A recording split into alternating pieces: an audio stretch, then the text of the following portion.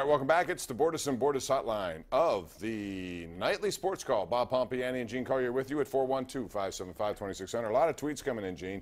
Really? Mark Schwartz says, they've mailed it in, Bob and Gene. There's no other question. Jason Albert says, it's hard to believe watching the Pirates team that Nutting made the decision to give management 4 more years. And Patrick Ziegler says, pathetic 2 years ago, Bucktober this year, nothing. Hurts my feelings as a fan.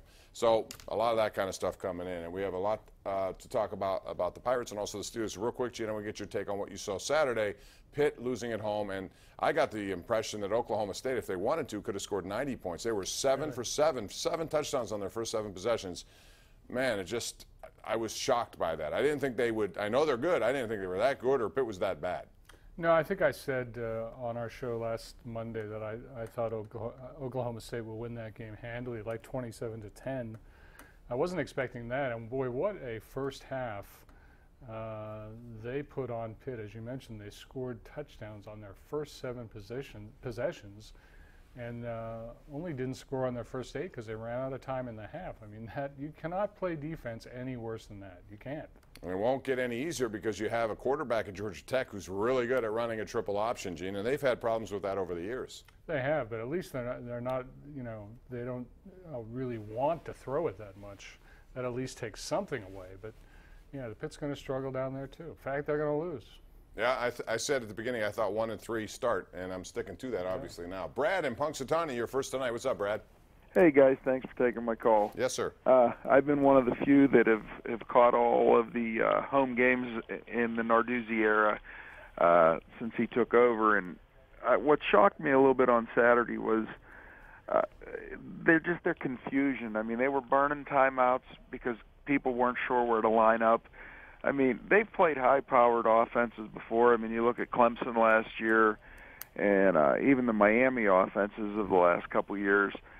It really confused me that guys were out of position, and you know, and I'm a big fan of Narduzzi and where they're going, but I'm real concerned to see how they're going to bounce back now, having to defend the triple option this week because one, offensively, you know, we're not sustaining long drives, and you know, we don't seem to be getting Henderson loose as much as we've done in the past, and yeah. It's multifaceted, Brad. You're absolutely right, and thanks for calling. And Gene, now you must find yourself in a position offensively where you have to outscore the other team based on how this defense is playing. Now, I realize Jordan Whitehead was out. I realize they have other guys who have been contributors there out with either injury or suspension, but that's part of it. So they have a lot of young people getting broken into this really quickly, and it's taken a toll. But now, offensively, how do you score more points when you really don't seem to have any consistent quarterback play?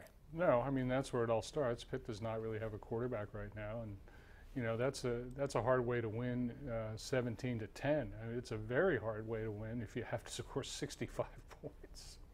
All right, line 2 we go. It's Chris in Uniontown. Chris, welcome to the program. Hey, Bob, how you doing tonight? What's up, Chris?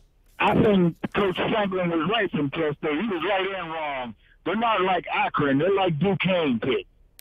Pat Narduzzi ain't a good coach. He might be a defensive coach, but he's not a real good head coach. He's arrogant. He's stuck on his little game plan. I don't know what game plan he got. He don't change the defense up. He don't change nothing up.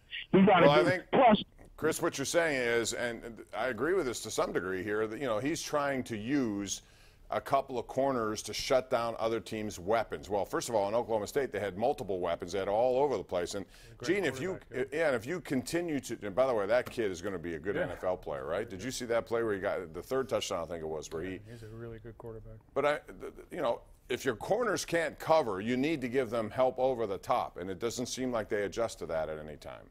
Or am I missing something? No, that's exactly what I saw about. They didn't have a lot of help. They just didn't know what to do. They were, you know, I think that's called being outcoached. Yeah, I mean, at this point, he doesn't have enough people either, and the recruiting for Pitt is tough to begin with. And then on national TV, where you see, you know, again, that kind of performance in front of a small crowd, and then at the end, people are falling asleep in the stands. That can't help, you know, the national reputation. Although we had a big discussion last night on the sports call about should Pitt even schedule Oklahoma State. I say yes. I like scheduling up. Paul Zeiss didn't agree with that. How do you sit on that? Do you think there should be non-conference cupcakes all the time? I think there should be central scheduling for college football. I think it should be taken over by a federal agency. There's not enough government in this country. I didn't expect to hear that answer, but then I know, Gene, how you think. Let's go to Ken in Clearfield. What's up, Ken? How you doing? Hey, yeah, Bob and Gene, how you guys doing tonight? Good, how are you? I agree with you guys 100%. I love your show. Penn State does not play a tough team until their 5th week of the season. I mean, we're talking 5 weeks here. Well, they have Iowa.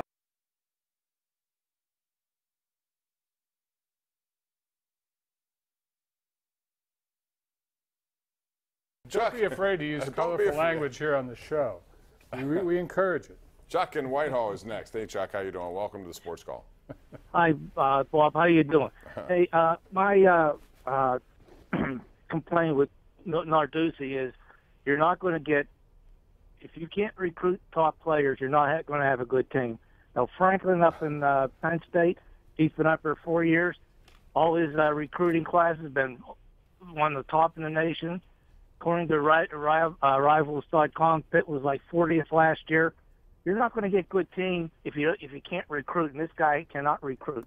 I will say this. I thought Penn State last year, when they were going through their bad stretch, I thought Narduzzi turned over everything to their offensive coordinators really good. I think, or Narduzzi, Franklin, I mean.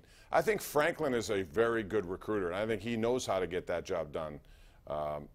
Gene, and sometimes you don't have to be the best X's and O guy. You can turn that over to your coordinators, but as long as you represent and you have what it takes to get that recruiting game, it's not unlike being a president at a university when your number one thing, I think, is fundraising, bringing money to the university, endowments, all that sort of thing, right?